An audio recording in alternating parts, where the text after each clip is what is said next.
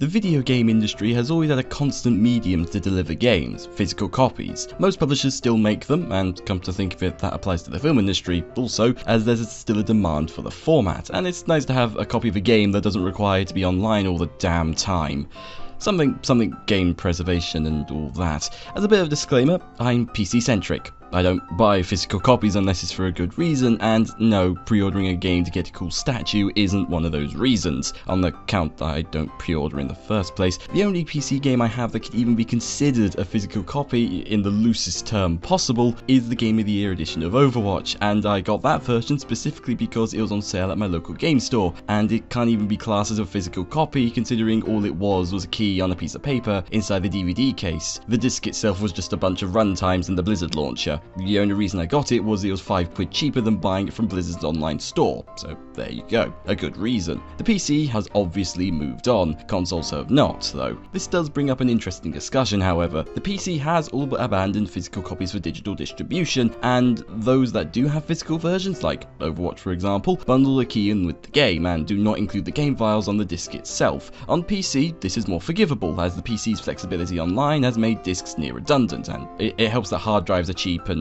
big on PC. On consoles however, where things are more locked down, players still get the secondary option of playing games that are on a disc, or in the case of the 3DS and the Switch, a bitter tasting cartridge. Even with that option, console games still get patches that update the game in some way, like the PC, with the update data being, generally speaking, bug fixes and updates that make the game better, not add core elements or parts of the game that should always be on the disc. You could see this segue coming a mile away. This was the case for the Spyro Reignited trilogy, a remaster similar in vein to the Crash Bandicoot Insane trilogy, and the Spyro Reignited trilogy isn't even out yet, and has caused quite a bit of unwanted controversy for Activision.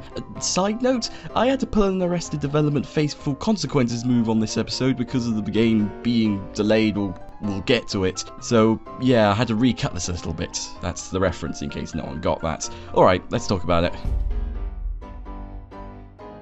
So, what was the deal with this? Well, this whole debacle was first ignited by the revelation that the Spyro Reignited trilogy website had some text underneath its pre-order button stating that the player must download the other two games, as only the first game of the trilogy is on the disc. People online have done rundowns on why Activision did this. Activision kept very quiet obviously, them being Activision and all that. Some claim that the games might be too big to fit on a singular disc. As in a game trilogy that started on the PS1 in the 90s, being remastered on the PS4 and Xbox One and Switch and PC eventually, it won't somehow fit on a 50GB Blu-ray. Yeah, I don't buy that. The Spyro games aren't all that long to begin with, so I would be surprised if it took up even half that. Even with high poly models and high resolution textures, it probably wouldn't even surpass 20GB if I'm being honest. There are less nefarious theories of course, but the one I'm betting on is that Activision rushed the game out for disc publication. They don't print the discs overnight of course.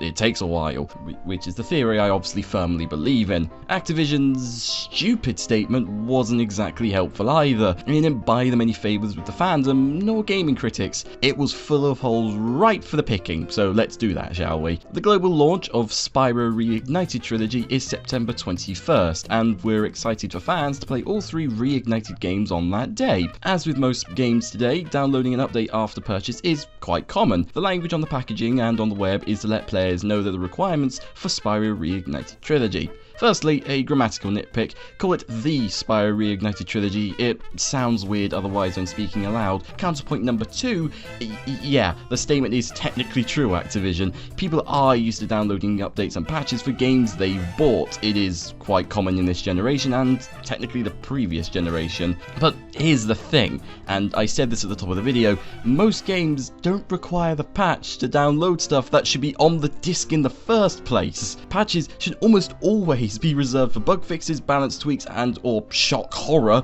adding new content and features into the game. It shouldn't be used as an excuse for convenience and download 2/3 of a game to someone's hard drive just because you want to rush the production and the development of the physical copies. There is quite literally no real consumer benefit here. I've been racking my brain ever since the delay announcement, and the only benefit I can think of for the end user is getting the game earlier.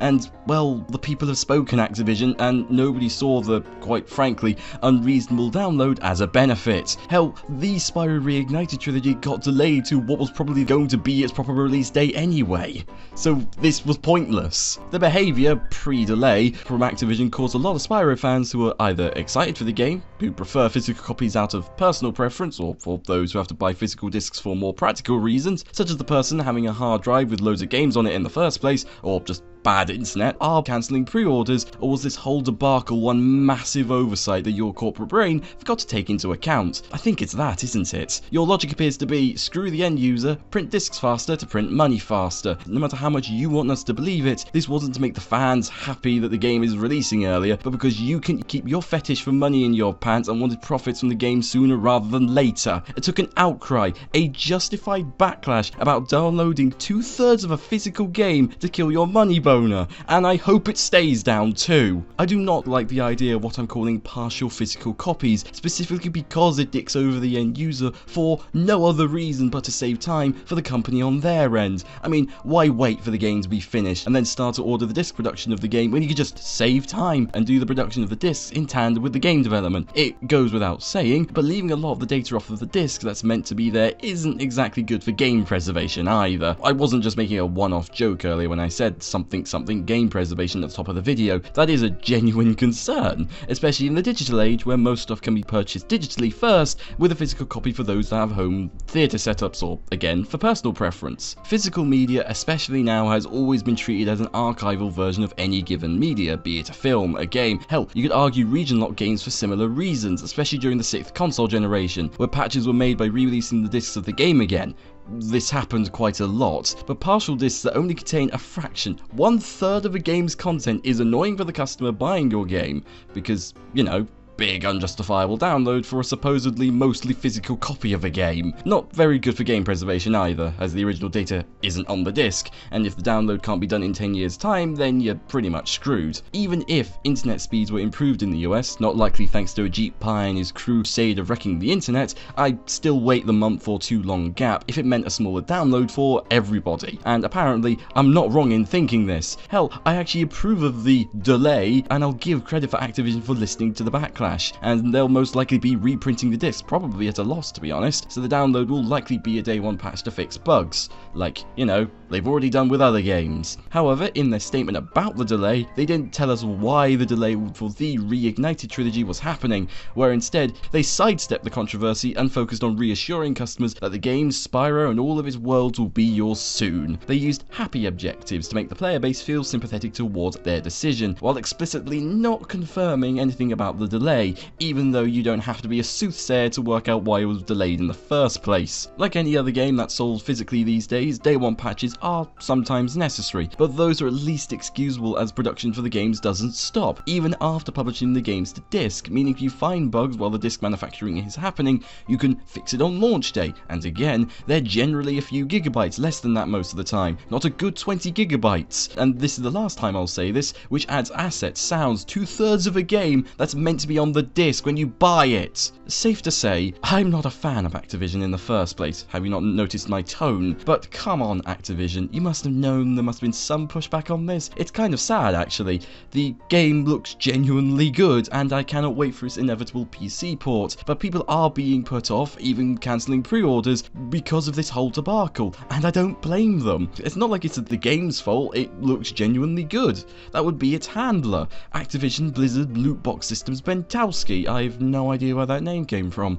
Hopefully the delay will be worth it, and with that, thank you very much for listening.